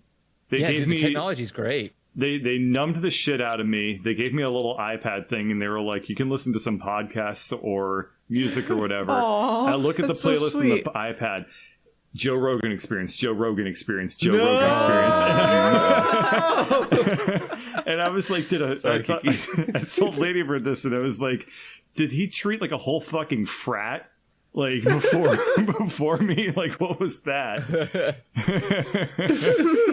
So I put on like some classical music, and it was so chill. I mean, I saw that coming. The Joe Rogan.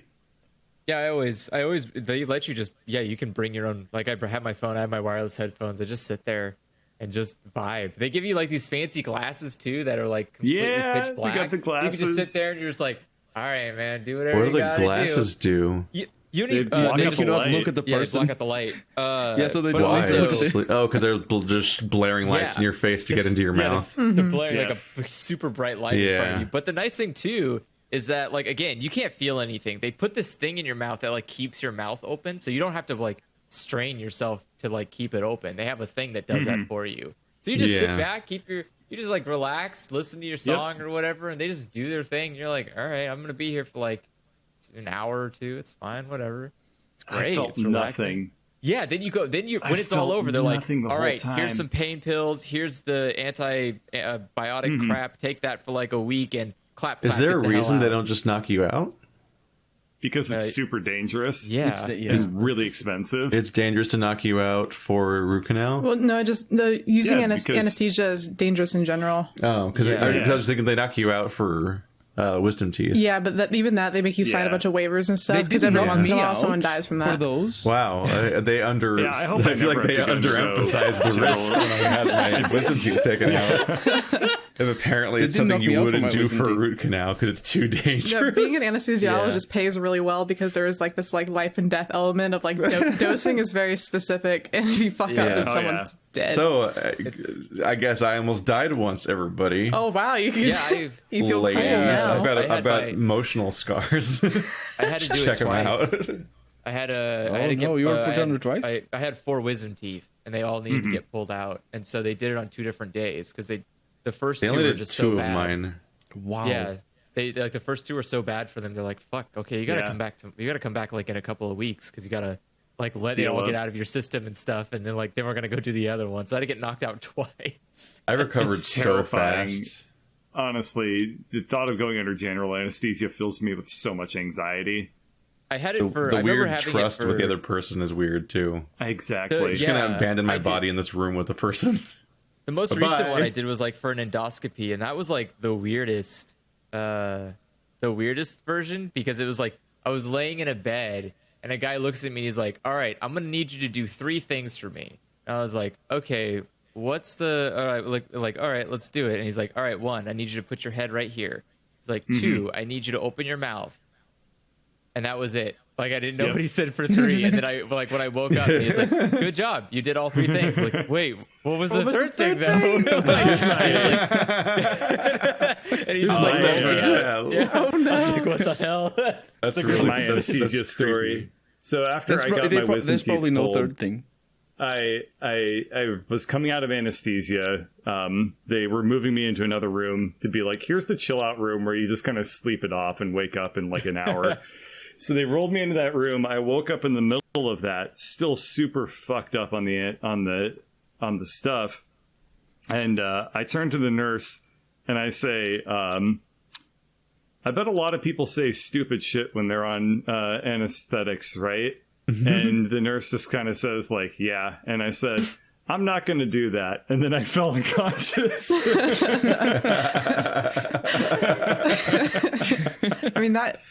Unfortunate. Kind of true. I'm a fucking badass. She's probably hoping you would say some really gnarly stuff. Lying. She probably loves to hear the things people say. I had a cousin. She tells everyone that that's what they said. My cousin told all of her dark secrets to her mom on the way home, and she like confessed to a bunch of stuff that her mom never knew about, like her whole childhood. And she got That's sad. Yeah, it was kind of fucked up. I had the opposite problem where like my grandmother brought me home from the endoscopy place, and she got really mad at me because I kept like pointing at stores and going, "Hey, do you think they have porn in there? Do you think they sell porn in that store?" Phenomenal. Like, why'd you keep asking me that? Is there something like going on? I was like, I don't know. You point at like it's like a Payless shoe store. There's like something going on.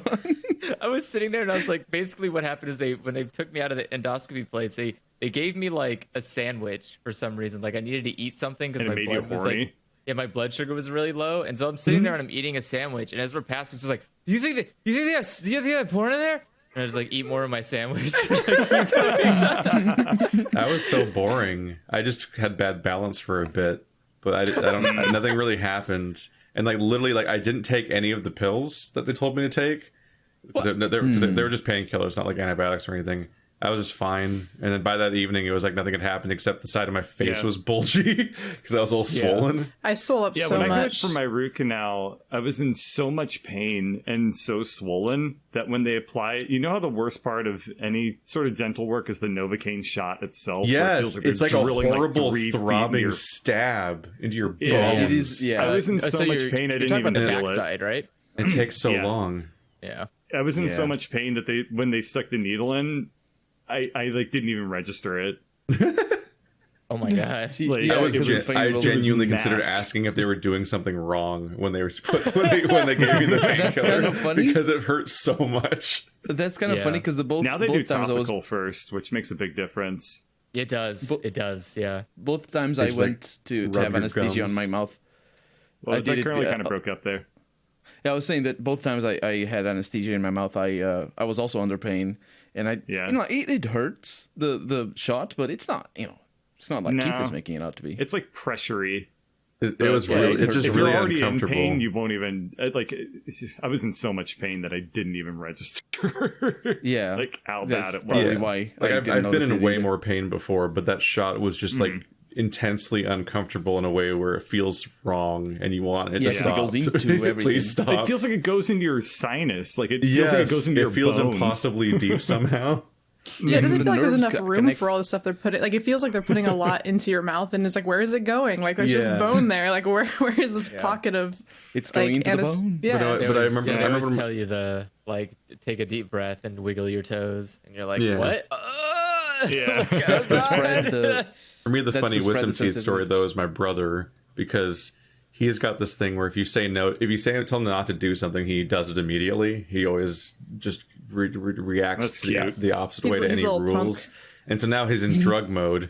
And so the first thing they tell you is don't open your mouth, don't stretch your mouth or anything like that. And he's just like, oh god. He goes into the fucking bathroom at our house and just is looking in the mirror. He's like, like all the way open, and he's just bleeding everywhere. And it's like, no. That's how you get like a dry socket. Like he was like just causing himself weeks of pain and bad recovery in that moment. And he couldn't talk him out of it. It was so frustrating. I'm so glad I don't do that at all. That sounds awful. I just sobbed a whole bunch, and I remember like telling my mom that I really wanted a Slurpee, and while she was getting me a Slurpee, I was like crying and then taking pictures of myself crying, and then crying looking at the pictures of myself crying. And I wish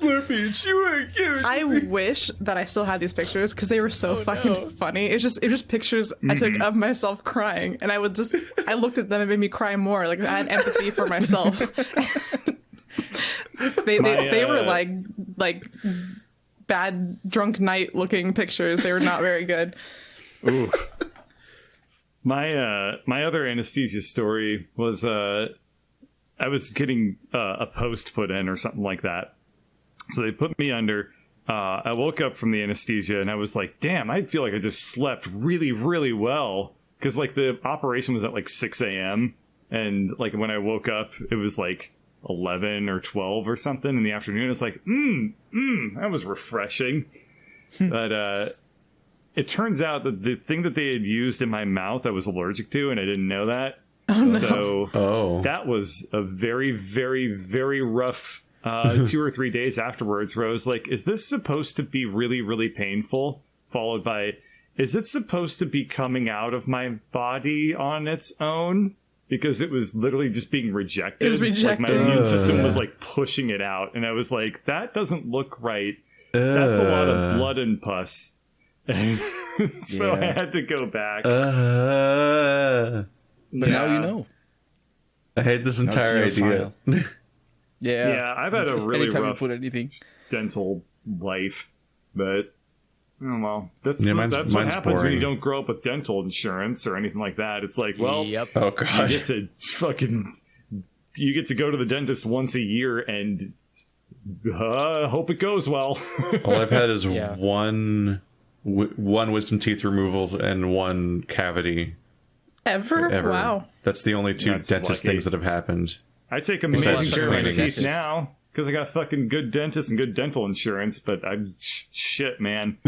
I'm going to be dealing with this fallout from the first 25, 26 years of my life, or oh boy, the next 7 years of my life before it's all over. Yeah, it's the whole process. I love my dentist, but every time I go in, she like, while she has her hands in my mouth, she like, starts talking to me about like Jesus. And what a threatening aura. Jesus Christ. She's very sweet. She's this very nice, like little Vietnamese lady, and like I love her.